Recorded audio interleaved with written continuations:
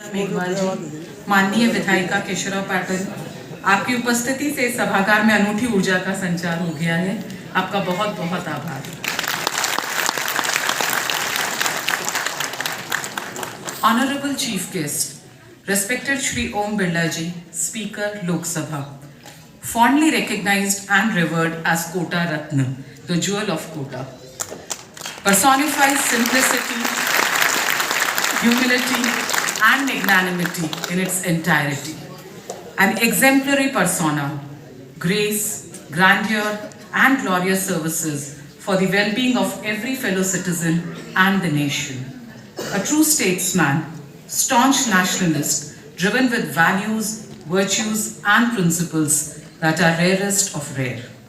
Your demeanor, elegance, and gusto during the proceedings at Parliament amazes and fascinates us. The extraordinary blend of ascendancy as the chair with the modesty as a fellow parliamentarian is an exquisite sight. We are deeply, deeply honored and indebted by your gracious presence, sir. Lok Sabha अध्यक्ष माननीय ओम बिरला जी, जिनके कुशल नेतृत्व से कोटा ही नहीं संपूर्ण देश परिचित है, उनके बच्चों के प्रति प्रेम, युवाओं से लगाव और वृद्धों के प्रति सम्मान से हम सभी कोटावासी परिचित हैं। शिक्षा, पर्यटन, चिकित्सा और किसानों के प्रति वे निरंतर कुछ इनोवेटिव सोच रखते हैं, यही उनकी विशेषता है। ऐसे व्यापक व्यक्तित्व को हम सादर आमंत्रित करते हैं कि वे आएं और अपने विचार, अपना मार्गदर्शन हम तक पहुंचाएं। आप सभी जोरदार तालियों के साथ स्वागत कीजिए।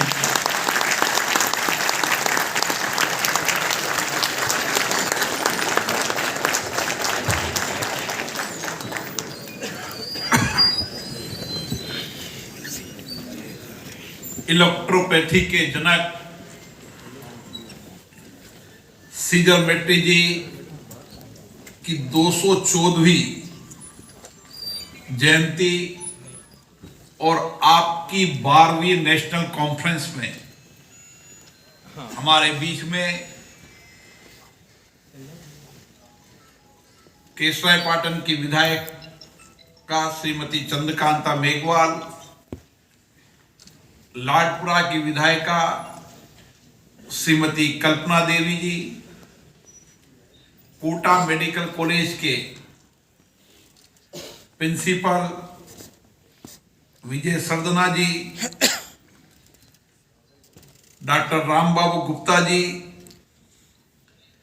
हेमंत सेठिया जी और इलेक्ट्रोपैथिक चिकित्सा परिषद के सभी पदाधिकारीगण, यहां पर आए देश भर के सभी प्रतिनिधियों का मैं कोटा की धरती पर हार्दिक अभिनंदन करता हूं, स्वागत करता हूं। मुझे खुशी है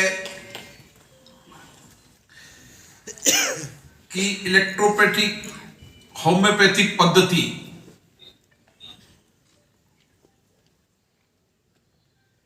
जो बहुत पुरानी और प्राचीनतम चिकित्सा पद्धति है,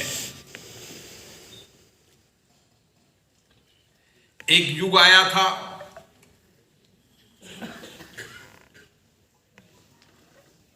जब इस चिकित्सा पद्धति गौण होने लगी थी, लेकिन फिर एक युग आया है कि आज प्राकृतिक चिकित्सा हो, होम्योपैथिक चिकित्सा हो, इलेक्ट्रोपैथिक चिकित्सा हो, योग विज्ञान हो, भारत ही नहीं दुनिया हमारी प्राचीनतम चिकित्सा पद्धतियों, जो हमारी आयुर्वेदिक चिकित्सा पद्धति थी और पर्यावरण से और प्राकृतिक के साथ सामंजस्य के साथ हम चिकित्सा पद्धति करते थे और प्रकृति के अंदर, प्रकृति की जलवायु में जो कुछ भी औषधियां होती थी, उन औषधियों का उपयोग कर हमने एक लंबे युग तक लोगों का चिकित्सा पद्धति की। इलेक्ट्रोपैथिक चिकित्सा पद्धति के जनक भी का भी इसी दृष्टिकोण से काम किया। उन्होंने वनस्पतियों से तैयार औषधियों से उपचार करना शुरू किया और देश और दुनिया के अंदर इस उपचार पद्धति से गंभीर रोगियों का इलाज हुआ और वह स्वस्थ हुए। और इस चिकित्सा पद्धति का साइड इफेक्ट ना हो, जो आज वर्तमान में हर व्यक्ति जब डॉक्टर के पास जाता है तो पूछता है इसका डॉक्टर साहब साइड इफेक्ट तो नहीं है ना। एक सवाल उसके मन में रहता है कि मैं जो गोली ले रहा हूं, दवा ले रहा हूं, हाई डोज ले रहा हूं, कहीं भविष्य में उसका साइड इफेक्ट तो नहीं आएगा। लेकिन ये पद्धति ऐसी है जो हमारी प्रकृति, वनस्पति और औषधियों से बनी हुई पद्धति है जिसकी साइड इफेक्ट की चर्चा नहीं की जाती। और इसीलिए इलेक्ट्रो होम्योपैथिक पद्धति बहुत प्राचीन पद्धति है और काउंट मेटी ने सामान्य सिद्धांत दिया था कि शरीर में जो रोग हैं वो रोग का मेन कारण रक्त का दूषित होना, और उन्होंने रक्त को शुद्ध करने के लिए प्रकृति से उत्पन्न पेड़ पौधे वनस्पतियों से औषधि का उपयोग करके और रक्त को स्वस्थ करने की चिकित्सा पद्धति को अपनाया। आप सब लोग उसका अनुसरण कर रहे हैं। देश भर में इस चिकित्सा पद्धति का इलाज कर रहे हैं और उसके एक अच्छे परिणाम भी आए हैं। और इसीलिए ये चिकित्सा पद्धति धीरे धीरे अधिकतम लोकप्रिय होती जा रही है। चाहे उड़ीसा हो, चाहे कर्नाटक हो, कई प्रदेशों के अंदर जो कुष्ठ रोग होते हैं उस कुष्ठ रोगों का इलाज के लिए भी इस पद्धति को सबसे सर्वश्रेष्ठ पद्धति मानी है और उसके परिणाम मूलक पद्धति मानी गई है। और इसीलिए कर्नाटक के कंकनाड़ा हॉस्पिटल में कुष्ठ रोगियों का इलाज किया जा रहा है। और मैं कह सकता हूं कि 1985 के अंदर डॉक्टर आस्टस मूलर द्वारा इस पद्धति की शुरुआत भारत में की गई थी। मुझे आशा है कि इलेक्ट्रो होम्योपैथी पद्धति तो भारतीय चिकित्सा पद्धति के अनुसरण की पद्धति है। इसका जनजागरण समाज में करेंगे। इस सेमिनार में कुछ चर्चा होगी, संवाद होगा,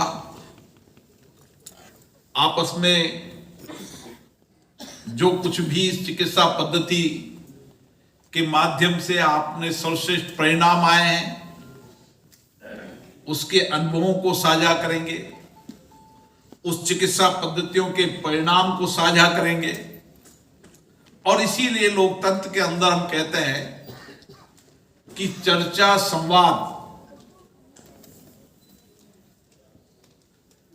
संवाद के बाद फिर निष्कर्ष और उससे निकलने वाला अमृत समाज का कल्याण करेगा। आप भी यहाँ पर मंथन, चिंतन और अपने अपने इलाकों के अंदर इस चिकित्सा पद्धति के माध्यम से जो अच्छे परिणाम आए हैं उस अच्छे परिणाम की आप चर्चा करेंगे ताकि और डॉक्टर भी उसका अनुसरण करें और समाज को भी बताए कि हमारी इस चिकित्सा पद्धति से हमने देश के इन राज्यों के अंदर, इन गांवों के अंदर लोगों का इलाज कर कर उनको जीवन को बेहतर बनाया है और बिना साइड इफेक्ट के इलाज किया है, उसके अच्छे परिणाम आए हैं। और उस सम्मेलन के बाद, इस सेमिनार के बाद जो आपका पेपर निकलेगा, उस पेपर के अंदर समाज के अंदर नई जागरूकता आएगी और जो कुछ भी आपने इस चिकित्सा पद्धति के अनुभव को, ज्ञान को अर्जित किया है, वो समाज को बांटने का काम करेंगे। इसीलिए एक साझा प्रयास से, साझा सहयोग से हम लोकतंत्र के अंदर एक बेहतर परिणाम लाते हैं और दुनिया के अंदर भारत के इस लोकतंत्र में 75 वर्ष की यात्रा में हमने इसी चर्चा संवाद के माध्यम से जो हमारी लोकतंत्र की प्राचीनतम पद्धति है, उस पद्धति को लेकर हम आज चले हैं और दुनिया के अंदर लोकतंत्र की जननी के रूप में भारत आने वाले समय के अंदर इतने बड़े देश, इतनी बड़ी विविधता, इतनी विशालता, इतनी विविध संस्कृति, इतनी विविध धर्म, सब धर्मों का पालन करने वाला देश निश्चित रूप से आने वाले समय में विश्व के अंदर मार्गदर्शन का काम करेगा। आपकी चिकित्सा पद्धति भी इसी तरीके से अच्छे रिसर्च, इनोवेशन के जो परिणाम आएंगे, उससे आप देश को, विश्व को वसुदेव कुटुंबकम और सर्वे सुखन्तु, वो हमारी जो पद्धति है उसको अपनाएंगे। आप सबको बहुत बहुत धन्यवाद।